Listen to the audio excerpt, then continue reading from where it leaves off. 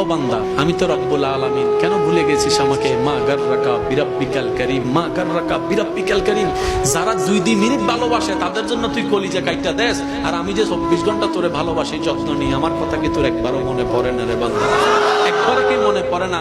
এই তুই ভুলে যাবি ব্যস্ততার ভিতরে, সেজন্য আমি সিস্টেম করে দিয়েছি অন্তত 5 ওয়াক্তে 5 বার মুয়াজ্জিনে যেন আজান দেয়। এই আজান শুনে যেন আমার কথাটা তুই একবার মনে হয়। সেই মুয়াজ্জিনে যদি ডাইরেক্ট হাইয়া আলাস সালাহ বলতো, তোর মনে হয়তো কোনো ঘাবড়াহট আসতো না, আকর্ষণ লাগতো না, তুই ভুলে যেতে পারোস আমার নাম। তুই যেন জাহান্নামে না যাস, সেজন্য আমি আল্লাহু আকবার দিয়ে আজান শুরু করেছি, যেন তুই বুঝতে পারোস মুয়াজ্জিন আমার পক্ষ থেকে তোকে ডাকতেছে। সুবহানাল্লাহ।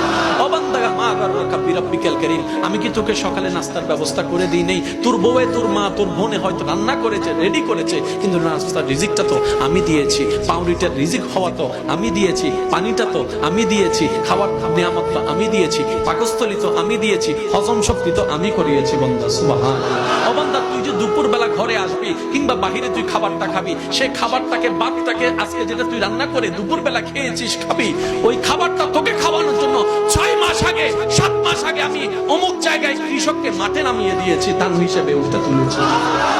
ও বান্দা, আমি কি তোর যত্ন নিই না?